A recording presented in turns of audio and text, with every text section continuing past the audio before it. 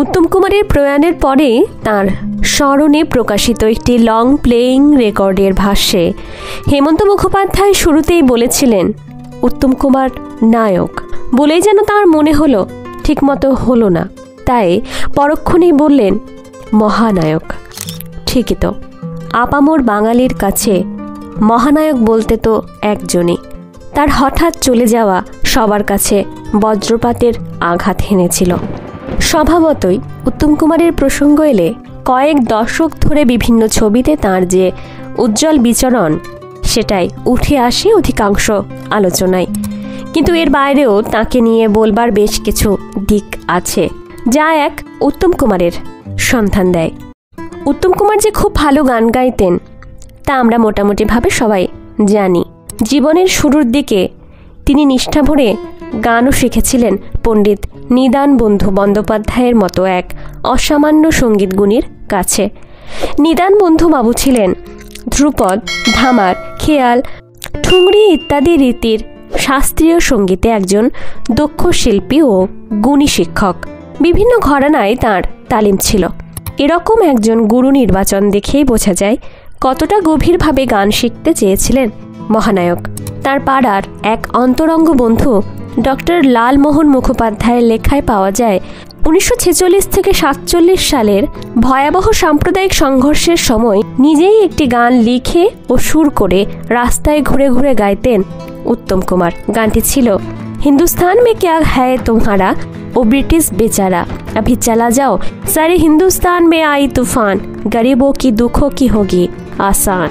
শুধু গান নয়, এ থেকে প্রতিফলিত হচ্ছে তার সমাজ চেতনার দিকটিও।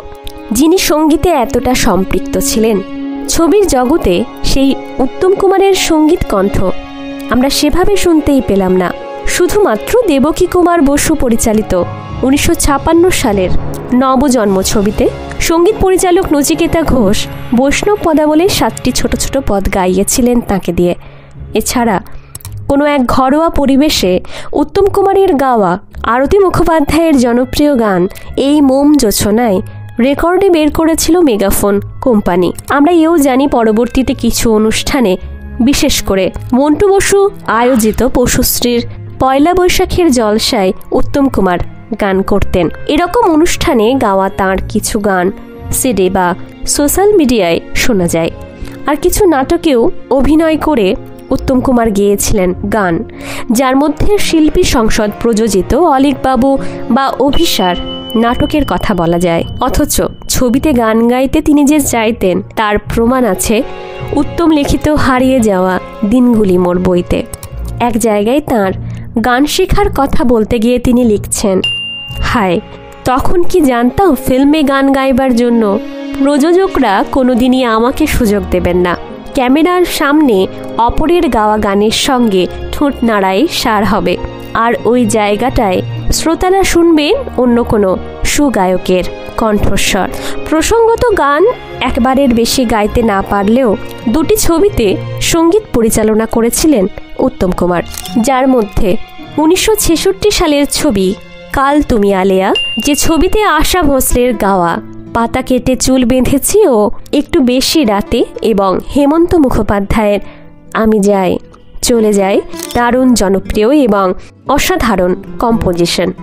আর সব্যসাচী ছবির সঙ্গীত পরিচালক হিসেবে কাহিনী অনুযায়ী উত্তম কুমার ব্যবহার করেছিলেন বেশ কিছু বিখ্যাত দেশাত্মবোধক গান। শুধুমাত্র শিপ্রা বসুর একটি গান ছিল তাঁর সুরে। চলচ্চিত্রে সঙ্গীতের সঙ্গে উত্তম কুমারের সরাসরি সম্পর্ক বলতে এটুকুই। নমস্কার, আমি মন্দিরা। ভিডিওটি ভালো লাগলে অবশ্যই লাইক, শেয়ার, সাবস্ক্রাইব করার অনুরোধ রইল।